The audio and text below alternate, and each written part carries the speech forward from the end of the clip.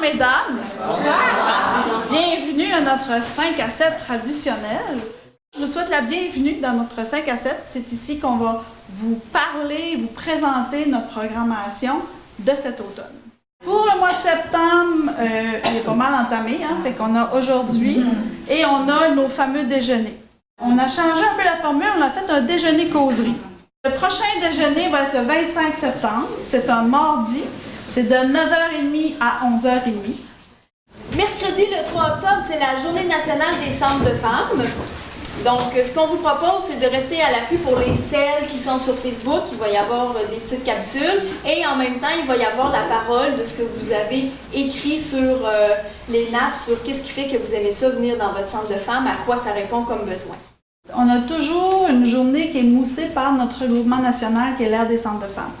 Mais cette année, ils ont mis l'emphase sur la semaine d'action qui est le 22 octobre. Fait que là, vous allez avoir plus, il va y avoir des activités, il va y avoir plus d'actions à travers le Québec pour la semaine du 22 octobre que pour la Journée nationale des centres de femmes. Mais on tenait quand même à le souligner parce qu'à chaque année, on fait quelque chose dans cette journée-là.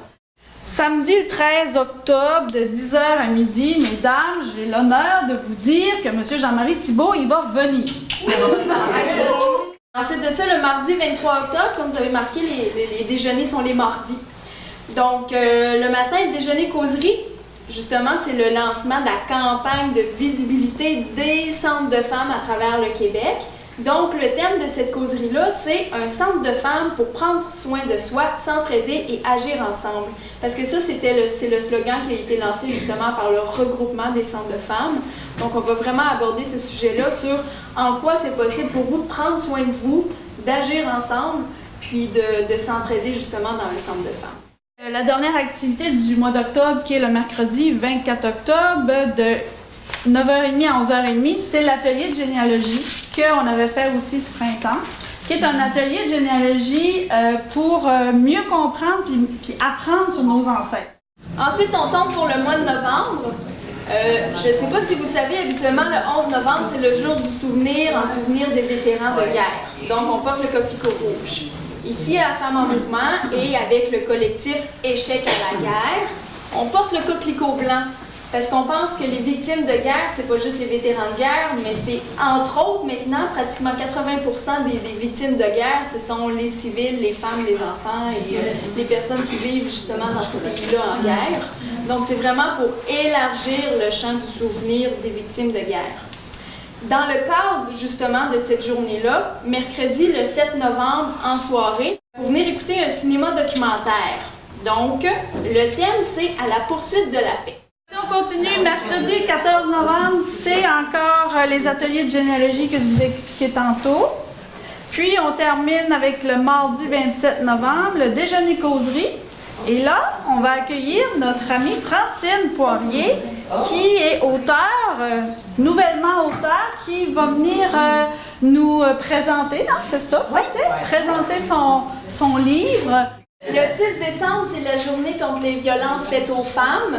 Donc, dans le cadre de cette journée-là de sensibilisation et de mobilisation, il va y avoir un autre cinéma documentaire. Là, vous pouvez voir, je suis comme partie en grand cinéma. Je trouve que c'est un bon moyen de transmettre l'information, de discuter ensemble. Puis des fois, ça ouvre la porte à dire, ben, on a-t-il envie de faire quelque chose avec ça pour permettre de transformer les choses?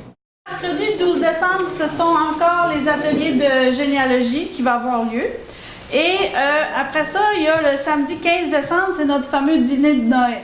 Ensuite de ça, on a nos comités. On a 2 comités, dont le comité des Camilles, pour celles qui, ça fait 6 ans, 7 ans que ça existe. Il va y en avoir un mois d'octobre puis un mois de novembre, une rencontre des Camilles. Et on a comité de transformation sociale, un en novembre et un en décembre, c'est nouveau. Il n'y a pas de thème précis, parce que le thème, il va se décider entre nous, selon vos intérêts, vos besoins, puis vraiment vos enjeux et vos préoccupations. Fait que ça, c'est quelque chose qui va être évolutif, qui va probablement se répéter la saison d'après, mais c'est vraiment pour se sensibiliser, apprendre à comprendre, pour ensuite agir.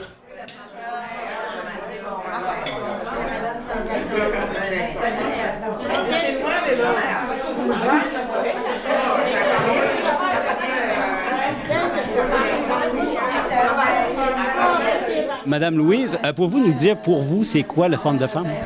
Le Centre de femmes, pour moi, c'est un lieu où on peut venir pour briser l'isolement, pour se rencontrer entre femmes puis discuter des différentes problématiques qu'on peut rencontrer, soit au niveau du travail ou socialement. C'est quoi pour vous le Centre de femmes? Qu'est-ce que ça vous apporte? Moi, je connaissais pas le Centre de femmes avant l'année passée. C'est une de mes amies qui m'a invitée à venir à la Porte Ouverte l'année passée. Puis, j'ai découvert un groupe de femmes fantastiques. Il y a des belles activités ici, c'est très intéressant. Des activités à caractère psychologique. Des fois c'est juste un échange, on apprend des choses, on partage des repas, on partage des activités. Il n'y a personne qui force personne. Tout le monde est libre de venir quand ils veulent. Tout le monde est libre de s'exprimer ou de juste s'écouter. C'est bien intéressant.